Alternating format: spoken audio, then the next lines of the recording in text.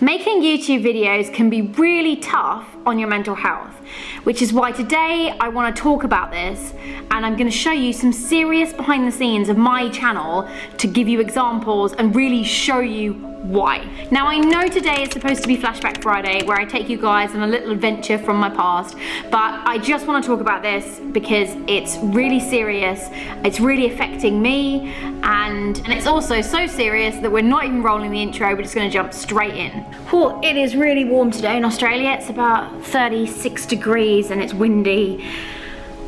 Yeah. Anyway, just in case you're new, my name is Charlie, and on this channel I typically create longer, more immersive travel adventures that are designed to take you on the journey with me and show you a bit more of a realistic view of travel. You get all 4 seasons in one day.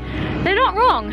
Well, they're a little bit wrong because you get all 4 seasons in about 15 minutes. Come to Iceland, they said. It'd be fun, they said.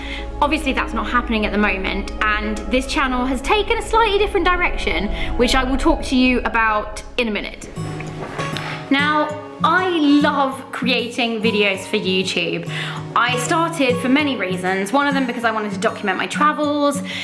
One of the big reasons was because I kind of saw a gap in the market for the fact that there seemed to be only GoPro montages and videos about how amazing travel was back in the day. This was back in 2016. So I just thought, why don't I just show a bit more of a realistic view of travel? And also I just wanted to have that souvenir of my trip. And if you edit your footage together, then you always have that. You have it forever, and it's just the best thing you can possibly do. It's better than having photos. Also, was really passionate about trying to inspire people to just go out there and do whatever it is that they wanted to do. If you really look at a lot of my travel videos, they're not even about travel. They're about a deeper theme. They're about like whatever it is, like chasing your passion or going out and finding your tribe, and you know, it's just about inspiring you to just get out there and do what you want to do, regardless of what it is. I mean, it could be that you want to start writing a book, or you want to start painting, or you know, you want to pick up a musical instrument and learn how to play it. It could be anything. Learn how to make cupcakes. It doesn't matter. It's just about actually just doing it, you know? And I was really passionate about trying to get that message out there, along with sharing my travels. The last reason for why I started my channel is because I just love making films. I've always had a camera in my hand ever since I was really, really young, and I just absolutely adore it, and it just feels natural to me. So YouTube, again, just seemed like the natural path that I would start a channel, if that makes sense. Now, to really show you how YouTube can affect your mental health, we're gonna have to change location. I'm gonna have to bring you to the office because we need to get some serious behind the scenes going on of that back end of the channel. So let's go. Honestly, you're about to see why when you log on to YouTube Studio, it just bombards you with anxiety. It's ridiculous. Let's put you down there. Why are we never in focus? This camera's a nightmare. Anyway, what I'm gonna do is I'm gonna screen record so that I can show you exactly what happens when you open up YouTube Studio. The second you open it up, you are bombarded with red and green arrows. All the analytics to show you how well your channel is performing, how well a video you've just uploaded is performing. It's all right there. There's no way of hiding it. There's no way of avoiding it. The second you open it up, which you have to do, you see everything. Sometimes it's good, sometimes a video will be performing well. I actually shared on my Instagram the other day that one of the videos I uploaded was actually like my top performing video, and what they do, which is really clever, is they do this little confetti cannon over the stats on that video, and it says number 1 out of 10. By the way, you guys are getting to see everything right now. I'm not hiding my revenue, I'm not hiding anything. As you can see, I don't really make much money from YouTube at all. So on that note, if you want to support my content and you want to support my films, then for the price of a coffee per month, you could sign up to my Patreon. Not only do you get some exclusive behind the scenes, but you get access to my Patreon only Instagram account where I do a lot more behind the scenes and just stuff that not everyone else gets to see. It helps me out so much if you support me. Anyway, that's not what this video is about. Let's get back to business. Now, like I said, there is no way to avoid these numbers. You are bombarded with them the second you open up the platform. It's basically putting the most horrendous pressure on you, and if something isn't performing very well, or maybe your channel is down a little bit, a tiny bit, it means that the entire page is covered in red arrows, which is the worst for your mental health.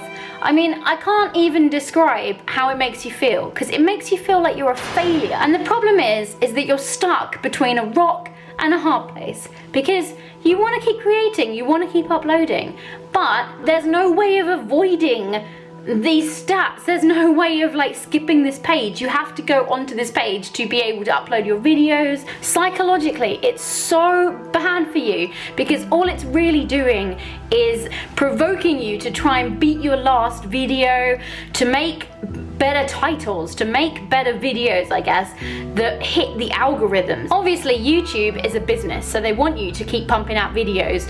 They are trying to entice you into making more content by putting all these little arrows up. And it works.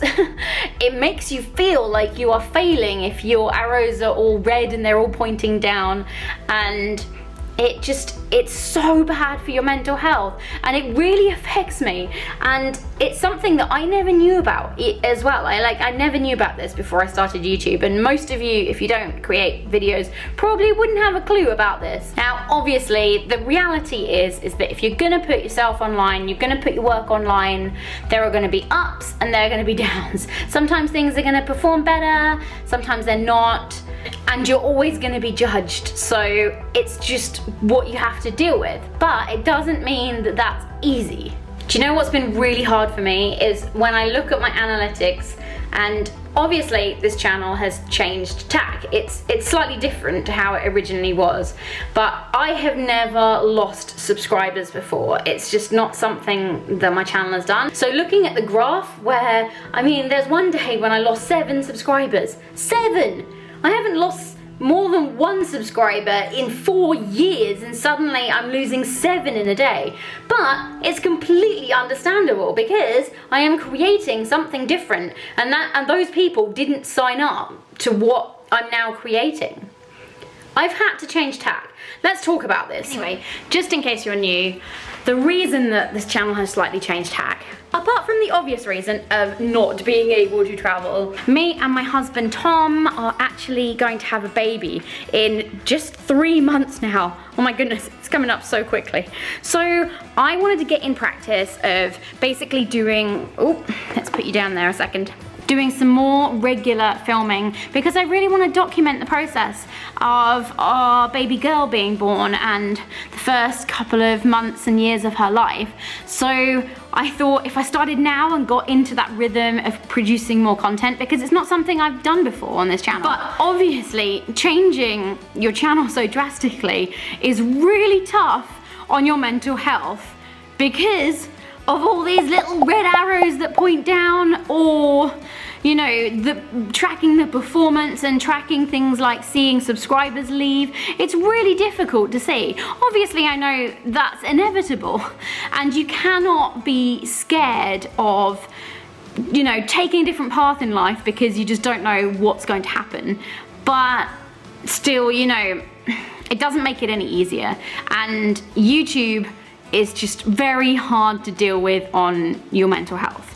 And I'm experiencing it a lot at the moment, and I just felt like I needed to share it with you guys. So I hope that seeing the back end of my channel has helped maybe explain a few things. Maybe if you are looking to start a YouTube channel yourself, maybe, you know, now you've seen a little bit more, maybe that's a little bit helpful for you, so you can see what you're going to be dealing with. A lot of people think that the hard thing about YouTube is the editing, and yes, it is very time consuming. However, that's not what I personally find is the hard bit. The hard bit is definitely having to log on to that user platform, the YouTube studio, every day. You've been having to see those stats like in your face constantly, you know, telling you how you're performing and whether it's up or whether it's down, and it's tough to deal with, you know.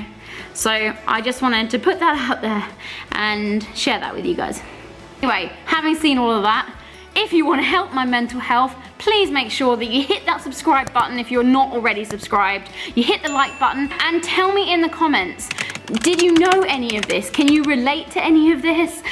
Not only does it really help me out, but it's gonna help my channel out. So if you've stayed till this point in the video, please, it's free to do, just chat to me. I wanna know what your thoughts are. Have a great weekend and I will see you on Monday.